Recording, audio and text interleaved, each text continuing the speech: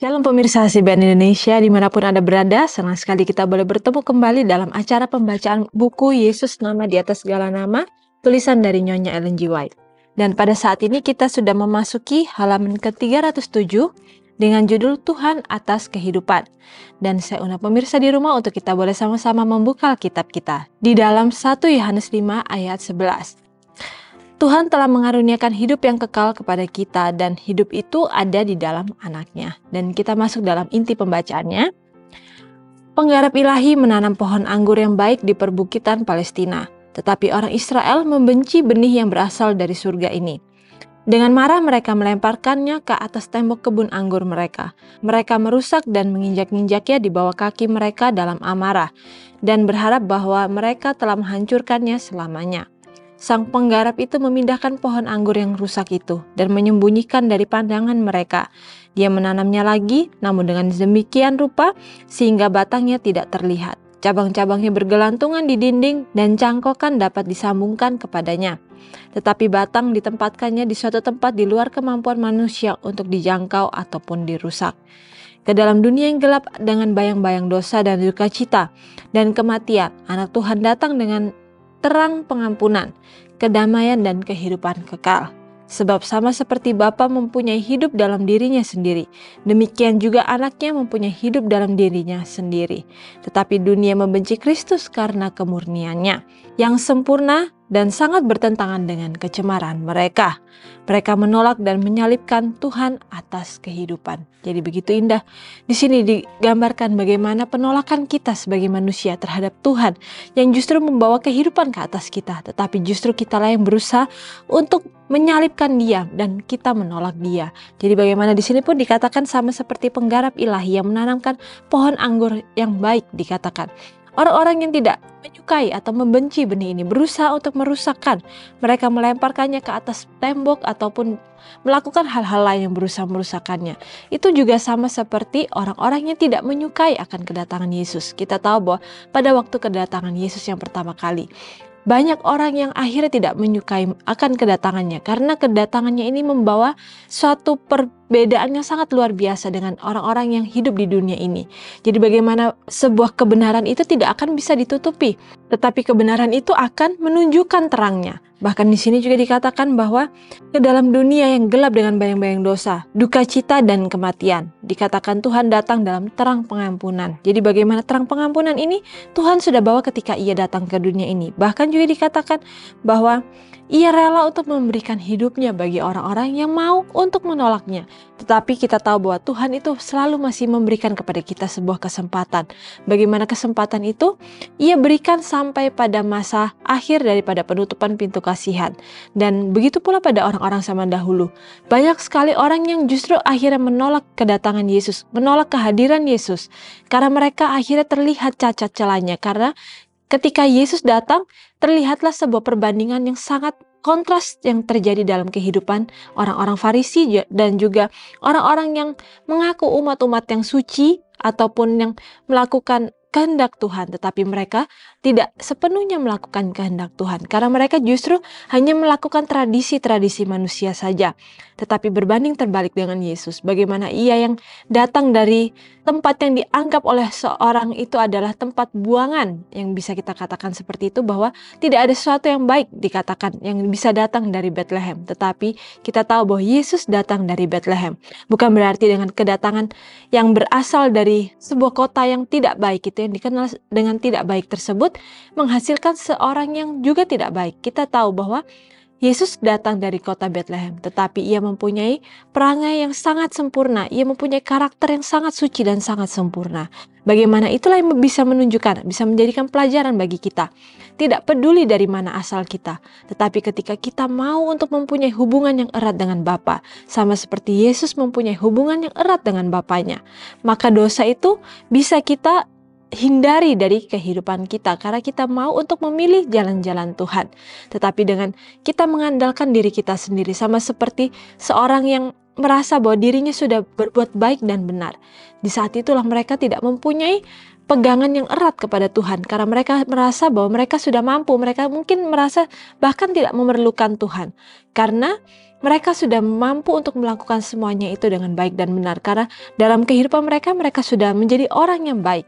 Tetapi kita harus ingat bahwa orang yang sudah melakukan hal-hal yang baik, tentu ia sudah melakukan hal-hal yang benar di mata Tuhan. Karena kita tahu bahwa hal-hal yang baik itu seringkali kita lakukan hanya untuk kepentingan atau motif yang ada dalam diri kita. Mungkin kita berusaha untuk melakukan suatu pertolongan kepada orang lain supaya orang itu bisa nantinya membalas pertolongan baik kita atau perbuatan baik kita itu. Jadi bagaimana di sini Tuhan kembali mengingatkan bahwa dalam hal apapun yang kita lakukan, apakah kita sudah melakukannya sesuai dengan karakter Tuhan, yaitu melakukannya dengan sepenuhnya, dengan semaksimal mungkin yang bisa kita lakukan, tetapi tanpa ada motif tertentu. Tetapi motif kita hanyalah bagaimana kita bisa memperkenalkan Yesus dalam kehidupan orang-orang yang mungkin saat ini sudah berputus asa, yang mungkin saat ini tidak mendapatkan kesempatan untuk mengenal Dia. Tetapi melalui kehidupan kita lah, kita diberikan kesempatan dimanapun kita berada untuk menjadi berkat bagi orang-orang di lingkungan sekitar kita. Dari buahnya itulah kita bisa menunjukkan apa pohon kita. Jadi bagaimana ketika kita menanam sebuah pohon kebaikan, maka itu pun hasilnya akan kebaikan. Tetapi ketika kita menanam sebuah pohon yang mempunyai pemberontakan, maka hasilnya itu pun yang akan kita tuai yaitu adalah pemberontakan kita daripada Tuhan. Jadi bagaimana di sini kita kembali diingatkan bahwa apapun yang kita sudah taburkan, di saat itulah juga yang akan kita tuai. Tetapi dari buahnya lah orang bisa mengenal siapa diri kita. Apakah kita benar-benar sesuai dengan pengakuan kita. Ketika kita memang mengaku sebagai anak-anak Tuhan, sebagai orang Kristen. Ketika kita mengaku sebagai orang Kristen, kita perlu sadari bahwa kita mempunyai suatu beban yang sangat luar biasa. Karena janganlah kita mempermalukan Tuhan dengan kita menyebut kita adalah anak-anak Tuhan, tetapi justru kita memberikan saksi palsu, menjadikan diri kita sebagai saksi palsu di hadapan Tuhan. Karena kita tidak menghidupkan apapun yang Tuhan sudah sampaikan melalui firman-Nya ini, yang bisa menjadikan tuntunan bagi kita. Jadi bagaimana di sini kembali kita diingatkan bahwa apakah kita masih mencintai kemurnian Yesus, kita menyukai dan kita mau untuk datang kepada Yesus karena kita merasa diri kita cemar, ataukah justru kesucian Yesus, kesempurnaan Yesus membuat kita benci kepadanya karena kita bisa melihat betapa diri kita ini sangat cacat. Tetapi seharusnya ketika kita bisa melihat bahwa diri kita sangat cacat jika kita dibandingkan dengan Yesus, di saat itulah kita bisa datang kepadanya. Karena kita bisa merasakan bahwa kehancuran kita itu adalah ketika kita sudah merasa diri kita tidak mampu, tetapi kita tidak mau datang kepada Sang Juru Selamat itu. Jadi bagaimana di sini dikatakan bahwa mereka menolak dan menyalibkan Tuhan atas kehidupan mereka karena kehidupannya yang sempurna bertentangan dengan kecemaran mereka. Jadi bagaimana di sini janganlah ini menjadikan suatu pengulangan dalam kehidupan kita. Kita menyalibkan Yesus, kita menolak Yesus yang adalah Tuhan atas kehidupan karena kita melihat kehidupannya itu bertentangan dengan kecemaran kita. Tetapi ketika kita sudah melihat kecemaran itu, hendaklah itu menjadikan motivasi bagi kita untuk datang kepada Tuhan karena Tuhan masih membukakan pintunya untuk kita boleh datang kepadanya. Dan di saat kita datang kepadanya, maka Tuhan akan membantu kita, memberikan kepada kita jalan keluar dari setiap kehidupan kita. Mungkin ketika kita saat ini merasa bahwa kita berputus asa, tidak ada jalan di hadapan kita. Mungkin justru di saat itulah kita yang menutup jalan-jalan kita sendiri karena kita tidak mengizinkan Tuhan untuk berperan dalam kehidupan kita. Tetapi ketika kita benar-benar menyerahkan diri kita sepenuhnya kepada Tuhan, maka kita akan bisa melihat bagaimana Tuhan itu bisa menuntun langkah-langkah kehidupan kita. Bahkan di sini juga dikatakan Tuhan kemudian membangkitkan Dia dari kematian, yaitu Yesus dari kematian. Dan juga dikatakan menyembunyikan Dia dari pemandangan yang fana. Namun bagaimanapun juga Dia juru selamat umat manusia. Dia tetaplah pokok anggurnya, sumber dan penopang kehidupan rohani.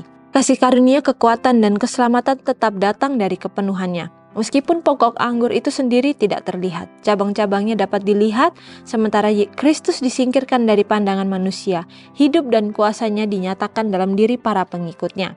cangkokan masih mungkin untuk disatukan dengan pokok anggur, sebagaimana cabang yang dipotong tidak berdaun dan tampaknya tidak bernyawa, dicangkokkan ke dalam pokok anggur yang hidup. Kemudian serat demi serat dan urat demi urat meminum kehidupan dan kekuatan dari anggur itu sampai bertunas dan berbunga dan menghasilkan buah.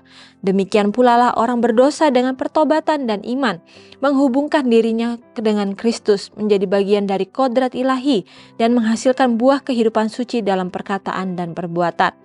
Yesus mempunyai hidup dalam dirinya sendiri dan dia menawarkan hidup ini untuk diberikan secara cuma-cuma kepada jiwa-jiwa yang mati karena pelanggaran dan dosa.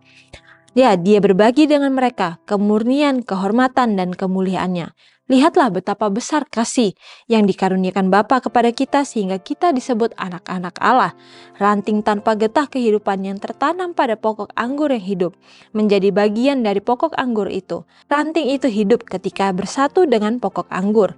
Demikian pula lah orang Kristen hidup oleh karena menyatu dengan Kristus. Manusia yang penuh dosa terhubung dengan yang suci dan ilahi. Review and Herald 11 September 1883. Jadi bagaimana di sini dengan jelas dikatakan kita ini adalah pohon-pohon yang bisa dicangkokkan. Dikatakan ketika kita dicangkokkan kepada pokok anggur itu, dikatakan kita akhirnya akan mempunyai suatu kehidupan. Karena meskipun kita dianggap adalah jiwa-jiwa yang mati karena pelanggaran dan dosa, dikatakan karena meskipun dia tidak menghasilkan daun yang tampaknya dikatakan tidak bernyawa, tetapi ketika ia akhirnya dicangkokkan, menyatu dengan pokok anggur itu, dikatakan ia akhirnya akan mempunyai suatu kehidupan.